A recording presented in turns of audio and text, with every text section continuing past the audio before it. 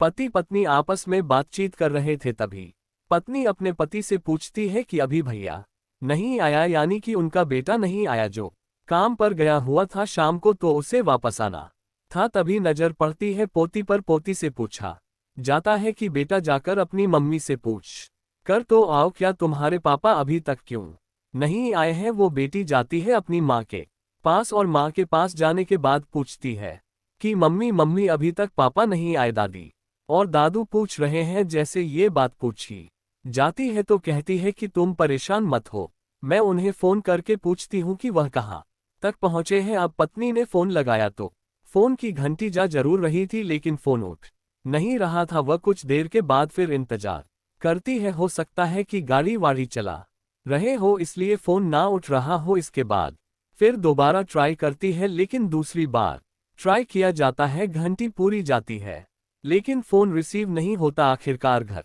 वाले थोड़े परेशान होने लगते हैं और देखते ही देखते कब पूरी रात निकल जाती है। इंतजार करते करते घर वालों के सब्र का बांध भी धीरे धीरे टूट रहा था। आखिरकार दिन निकल आता है। दिन निकलने के बाद जितने भी परा वालों के परिचित थे उन सभी को यह मैसेज दिया जाता है कि भैया रात काम से वापस लौटकर नहीं आया है। आखिरकार गया तो कहाँ गया, उसके बारे में कुछ पता करने की तो कोशिश तो करो। पूरा दिन निकल जाता है लेकिन उसका कहीं अता पता नहीं चलता। लगातार फोनों की घंटी जरूर जा रही थी, फोन रिसीव नहीं हो रहा था। आखिरकार करे तो क्या करे। वह अगली रात आती है, रात भी निकल जाती है और जब एक रात के बाद अगली जो सुबह आती है तो दोपहर के आसपास का वक्त हो रहा था। पता चलता है, खबर लग जाती है घर वालों की कि लड़का पकड़ा गया है और उसके पास कुछ ऐसी चीज पाई गई है जिससे क्या उसने कानून का उल्लंघन किया है। आखिरकार घर वालों को जब ये सूचना मिलती है तो घर वालों के पैर उतले जमीन खिसक जाती है। सोचने पर मजबूर हो जाते हैं कि वो इतना सीधा साधा व्यक्ति आखिरकार ऐसे कदम कैसे उठा सकता है। लेकिन मामला यहीं पर नहीं थमा। एक तरफ तो उसे जेल जाना पड़ा, दूसरी तरफ उसने हाई कोर्ट में अपील दायर कर दी थी कि जो भी उस पर आरोप लगाए गए हैं दरअसल यह आरोप सही है ही नहीं। और जब इस मामले की जांच पड़ताल की जाती है तो पता चलता है कि एक दरोगा की ईख को कुछ इस तरह से हट होती है कि उसने अपना बदला लेने के लिए एक बेकसूर आदमी को जेल भेज दिया। अब इस मामले की अखबारों के माध्यम से, सोशल मीडिया के माध्यम से जहां जहां तक लोगों ने इस कहानी को सुना है वही लोग कह रहे हैं कि आखिरकार खाकी में कोई व्यक्ति इतना हठधर्मी कैसे हो सकता है। आखिरकार वह ऐसा कदम कैसे उठा सकता है। आदाब, नमस्कार, सत श्री अकाल। मैं उस्मान सैफी। आज की जो सच्ची घटना मैं आपको सुनाने जा रहा हूं, ये सच्ची घटना है पंजाब प्रदेश का एक जिला है कपूरथला और कपूरथला जिले का एक थाना लग है सुल्तानपुर लोधी। दरअसल 26 जून 2024 की दोपहर लगभग 12:50 के आसपास एसएचओ को एक सूचना दी जाती है। यहाँ एक रास्ता है जो कच्चा रास्ता है और इस कच्चे रास्ते पर जैसे ही पुलिस की नज़र उस व्यक्ति पड़ती है और पुलिस को वह व्यक्ति देखता है तो वह अपनी कार को लगातार भगाने की कोशिश कर रहा था। पुलिस ने उसका पीछा करने की कोशिश की और पीछा करते करते पता चला कि उसकी जो कार थी वो धान के खेत में जाकर फंस जाती है। इसी बीच में पुलिस मौके पर पहुंचती है तो पुलिस को देखते ही उसके पास कुछ पॉलीथीन के अंदर कुछ सामान था। उसने उस सामान को छुपाने यानी कि उसने फेंकने की कोशिश की। पुलिस की नज़र पड़ जाती है। पुलिस पूछती है कि तुमने क्या छुपाया था, क्या फेंका था, जरा दिखाओ तो सही। अब जब पुलिस ने लगातार उसे सख्ती से पूछताछ की तो उसने फिर बता दिया कि उसकी पॉलीथीन में कुछ गोलियां रखी है। दरअसल वो नशीली गोलियां थी। अब उनकी जब गिनती की जाती है तो 525 के आसपास वो गोलियां पाई जाती हैं। इस हिसाब को देखते हुए पुलिस ने उस व्यक्ति के खिलाफ एनडीपीएस के अधिनियम की धारा 42 के तहत एफआईआर दर्ज कर ली। साथ ही उसकी कार में कोई ऐसी आपत्तिजनक सामान तो नहीं है, इसके हिसाब से उसको एक नोटिस जारी किया गया। एनडीपीसी एक्ट की धारा 50 का नोटिस दिया गया और उसकी कार की तलाशी ली जाती है। और जब कार की तलाशी ली जाती है उसके पास जो गोलियां पाई जाती हैं उसके हिसाब से उसके एक विरुद्ध मुकदमा दर्ज कर ही लिया गया था। पुलिस ने उससे पूछता आज की ये कहाँ से लाए, क्यों लाए, तुम्हारे पास कहाँ इसका कोई रसीद हो, डॉक्टर की कोई स्लिप हो, इस तरह की बात पूछी जाती है तो वो कोई जानकारी दे ही नहीं पाया। आखिरकार पुलिस ने पूछताछ करने के बाद उसको जेल भेज दिया। जब वो जेल जा रहा था तो बार बार गिड़गिड़ा रहा था, रो रहा था, बिलख रहा था, कह रहा था कि साहब मैंने ऐसा कुछ नहीं किया है, मुझे तो बेवजह फंसाया जा रहा है। वो बार बार इस तरह की बात कर रहा, लेकिन उसकी बात कोई सुनने वाला था नहीं। अब परिवार वालों तक ही बात पहुंच जाती है तो परिवार वालों की भी हालत खराब हो जाती है कि उनका बेटा आखिरकार ऐसा कैसे कर सकता है। इसी बीच में एक तरफ तो वो जेल में है, दूसरी तरफ हाई कोर्ट में अपील की जाती है।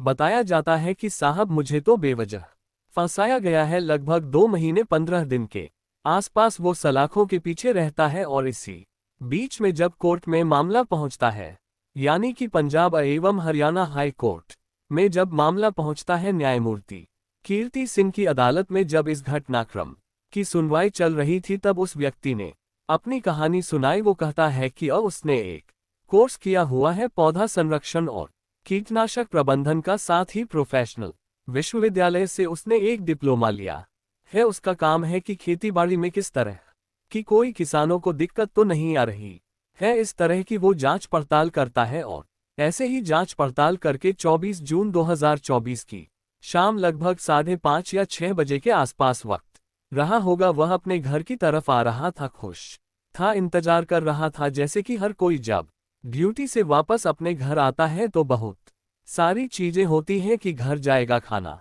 खाएगा, बच्चों से बात करेगा, माता पिता से बात करेगा। इसी तरह से वो गुनगुनाता हुआ, गीत सुनता हुआ अपने घर की तरफ आ रहा था।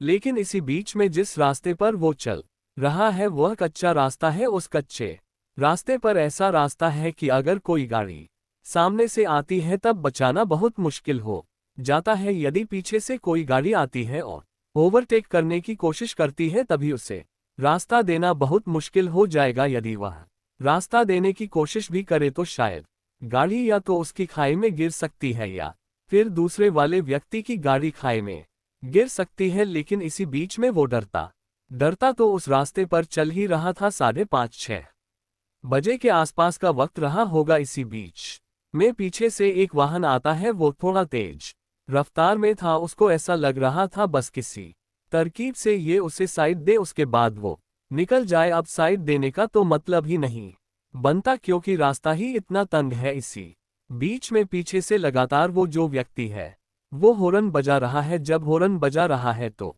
अगले वाले व्यक्ति थोड़ा सा प्रेशर में आ जाता है, मानसिक तनाव में आ जाता है, क्योंकि अब रास्ता दे तो कहां से दे, उसको ज्यादा जल्दी हो रही है। अब ऐसी जल्दी में वो परेशान हो जाता है। तो उसके बाद फिर इंतजार कर रहा था कि कहीं ऐसा कोई रास्ता जो थोड़ा चौड़ा हो जाएगा, उसके बाद उसको रास्ता दे देगा और वो निकल जाएगा। लेकिन उसको पीछे वाले को सब्र ही नहीं हो रहा था। वह लगातार हॉर्न पर हॉर्न बजा रहा था और उसके मानसिक स्थिति को और तनावपूर्ण कर रहा था। वो समझ नहीं पा रहा था कि जो आगे गाड़ी चला रहा है कि आखिर करूं तो क्या करूं। 36 साल का वो व्यक्ति जब आगे चल रहा है तो उसे एक थोड़ा चौड़ा रास्ता दिखाई देता है। जब रास्ता चौड़ा सा हो जाता है, अपनी कार को जब उधर लगाने की कोशिश उसने की, इसी बीच में वो जो पीछे गाड़ी थी वो आगे आके खड़ी हो जाती है। लेकिन इसी बीच में उसकी गाड़ी जैसे ही आगे आके खड़ी होती है तो उसका डिसबैलेंस बिगड़ जाता है। आखिरकार वह गाड़ी जिसका डर था, वो गाड़ी जाकर धान का खेत होता है उसके पिछले वाले पहिए जो होते हैं उसमें जाकर फंस जाते हैं। लेकिन इसी बीच में उसे कुछ कहा सुनी होती है, डांटा जाता है, फटकारा जाता है, क्योंकि डांटने वाला फटकार वाला कोई और नहीं होता, पंजाब पुलिस का एक दरोगा होता है। दरोगा ने उसे खूब झाड़ा, जो कह सकता था। वो कहता है उसको पकड़ने के बाद 24 जून 2024 की शाम लगभग 6 बजे या 6:30 बजे के आसपास उसको थाने पर लेके आता है और थाने लाने के बाद उसका जो मोबाइल नंबर होता है, मोबाइल को अलग रख देता है। इस बीच में घर वालों के फोन भी आने लगते हैं। घंटी लगातार बज रही थी। वो गिड़गिड़ा रहा था, रो रहा था कि साहब मेरे माता पिता, मेरी बेटी है, मेरी पत्नी है, वह परेशान हो रहे होंगे कि मुझे एक बार बात करने का मौका तो दे दीजिए। लेकिन दरोगा को ना जाने क्या हो चुका था, उसने बात करने का कोई मौका ही नहीं दिया। लगातार घंटी पर घंटी आ रही थी।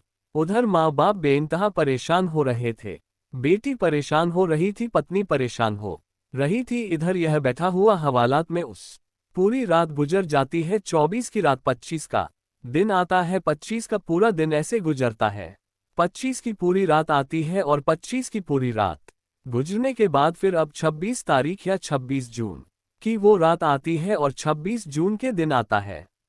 तब पता चलता है कि उसके खिलाफ तो एक एफआईआर दर्ज हो चुकी है और उस पर लगभग 500 कुछ गोलियां दिखाई गई हैं और उसको जेल भेजा जा रहा है। वह खूब रोता है, गिड़गिड़ा आता है, कहता है कि साहब ऐसा मत करो, उससे भूल हो गई, वो इतना तंग था, मैं क्या करूं।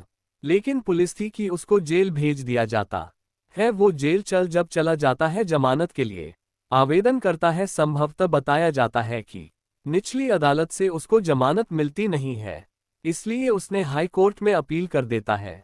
एक बेहतरीन वकील उसने किया और बेहतरीन वकील ने जब उसके पक्ष को पूरी ईमानदारी पूरी शिद्दत के साथ रखा तो उसमें कुछ चौंकाने वाली बात आती है। इसी बीच में कोर्ट भी आदेश करता है कि इस मामले की जो जांच पड़ताल होनी चाहिए वो डीआईजी स्तर के अधिकारी से होनी चाहिए। मामला क्योंकि दरोगा से जुड़ा हुआ था, इसलिए जब डीआईजी स्तर का अधिकारी इस मामले की जांच पड़ताल करेगा तो जाहिर सी बात है कुछ अलग तरह के मामले सामने आएंगे। वकील ने भी साफ साफ कह दिया था कि इसमें जो जांच अधिकारी है उसने सिद्ध जांच की है। लेकिन इस बीच में बड़ी दिलचस्प बात ये आती है कि एफएसएल टीम की जो रिपोर्ट आती है उस रिपोर्ट से पता चलता है कि जो गोलियां मिली थी उन गोलियों का जो नाम था वो पैरासिटामोल होता है। वो पैरासिटामोल जिससे क्या बदन में दर्द होता है या कई बार हम बुखार में वो गोलियां ले लेते हैं, उन गोलियों को एनटीपीएस में लगा दिया जाता है और उसको इस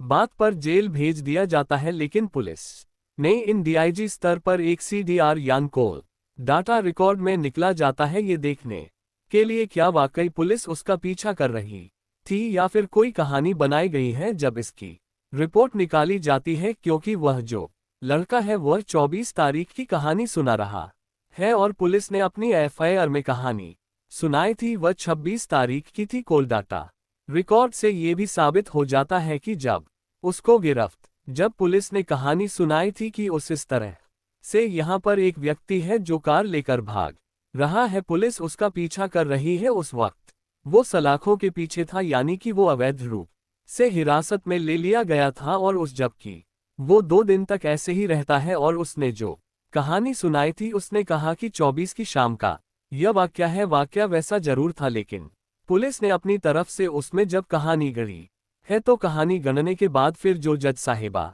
होती है, जज साहिबा को बड़ा आश्चर्य हो रहा था कि आखिरकार कोई दरोगा ऐसा कैसे कर सकता है। ना कि केवल इस व्यक्ति के मौलिक अधिकारों का यहाँ पर हनन हुआ है, बल्कि सत्ता का यहाँ पर दुरुपयोग भी हुआ है। अब इस हिसाब को देखते हुए उस व्यक्ति को बाइज्जत बरी कर दिया जाता है, साथ ही दरोगा के खिलाफ जांच के आदेश दे दिए जाते हैं। विभागीय स्तर से इस मामले की जांच पड़ताल भी हो रही है। हालांकि अभी जांच ठोस नतीजे पर नहीं पहुंची है, लेकिन पीड़ित के लिए कहा जाता है कि इस व्यक्ति को पंजाब सरकार को 2 लाख देने चाहिए मुआवजे के तौर पर, और ₹1 लाख की जो रकम होगी वो उसी दरोगा से होगी जिस रोगा ने इसको इस तरह से सताया है, परेशान किया है। यानी कि प्रतिशत ₹1 लाख में से ₹1 लाख की रकम उसके वेतन से हट जाना के रूप में वसूली जाए। और साथ ही इस घटना किया जांच इस कार्य प्रणाली से पता चलता है कि पुलिस वाकई सत्ता के नशे में है, उसका दुरुपयोग वो कर रही है और इस व्यक्ति के मौलिक अधिकारों का हनन भी हुआ है। साथ ही कोर्ट की तरफ से ये भी आदेश दिया जाता है कि जो डिजिटल मामले जैसे क्या अखबारों में या फिर टीवी पर इस तरह की खबर अगर बनाई जाती है या फिर कहीं भी अगर प्रकाशित होती है तो उसमें इस व्यक्ति का नाम किसी भी कीमत पर ना लिया जाए, क्योंकि इसके जो निजता का जो अधिकार है वो कहीं ना कहीं उसका उल्लंघन ना हो। इसलिए उस व्यक्ति का हमें नाम भी मालूम है, उस व्यक्ति का हमें गांव भी मालूम है, उस व्यक्ति पर कौन कौन सी धाराएं लगाई गई हैं, उस व्यक्ति के माता पिता और जो बेटी है उनका भी सब कुछ पता है। लेकिन जब हाई कोर्ट का ये आदेश है तो हाई कोर्ट के पालन के बावजूद हमने उस व्यक्ति का नाम इसलिए ही छुपा दिया है क्योंकि ऐसा ना हो कि इस कहानी के माध्यम से उस व्यक्ति का बेवजह उसका नाम खराब हो। और हालांकि जब ये पकड़ा गया था तो शायद पुलिस ने इस तरह का मामला प्रेस कॉन्फ्रेंस वगैरह की होगी और उसमें ये भी आदेश होता है कि अगर कहीं नाम छपता है तो उसको नाम हटा दिया जाए। दोस्तों, इस पूरे घटनाक्रम को सुनाने का उद्देश्य है किसी को परेशान करना नहीं है, किसी का दिल दुखाना नहीं है, बल्कि आपको जागरूक करना है, आपको सचेत करना है, आपको बताना है कि जब कोई व्यक्ति लाखों को पीछे छोड़कर इस तरह की नौकरी हासिल करता है तो बहुत सारी जिम्मेदारियां उसके ऊपर आ जाती हैं। उस व्यक्ति को ऐसा नहीं करना चाहिए था कि बेवजह एक ऐसे व्यक्ति को जो किसी जांच पड़ताल करके खेतों वेतों की जो भी अपने से ने डिप्लोमा डिग्री व कोर्स लिए थे वो उसका काम करके आ रहा था, साधारण सा वो व्यक्ति, सीधा साधा वो व्यक्ति, अगर उसे कोई किसी तरह की हनक होती तो शायद वो रास्ता देने की कोशिश नहीं करता। लेकिन उसने पता था कि अगर उसने रास्ता देने की कोशिश करेगा तो उसकी गाड़ी गिर सकती है या सामने वाले की गाड़ी गिर सकती है। उसकी गाड़ी वैसे भी उसमें धान के खेत में चली गई थी। दोस्तों, इस पूरे घटनाक्रम को सुनाने का उद्देश्य किसी को परेशान करना नहीं है, किसी का दिल दुखाना नहीं है, बल्कि आपको जागरूक करना है, आपको सचेत करना है। और जाते जाते ये आज आराध्या है, आज इनका जन्मदिन है, इनको जन्मदिन की ढेरों सारी शुभकामनाएं, बहुत बहुत मुबारकबाद। साथ ही कुछ लोगों ने नाम लेने की अपील की है, जिसमें अखिलेश मेहता है, खुशी अहमद, शुभम यादव है, अशोक त्रिपाठी है, प्रीतम कुमार, जसीम खान, पूनम शर्मा, गगन अमन, मोहम्मद नजीर खान, राजवीर, राजीव सिंह, विवेक यादव, अमी यादव, मोहम्मद जाहिद, उमेश बघेल, समीर उपाध्याय, रूपेश कुमार, उमर खान, लक्ष्मण कुशवाहा, नेहा सिंह, संजू गुप्ता, सोनिया। आप सब लोग अपना ख्याल रखें, सुरक्षित रहें। जय हिंद, जय भारत। Generated with https://com.ai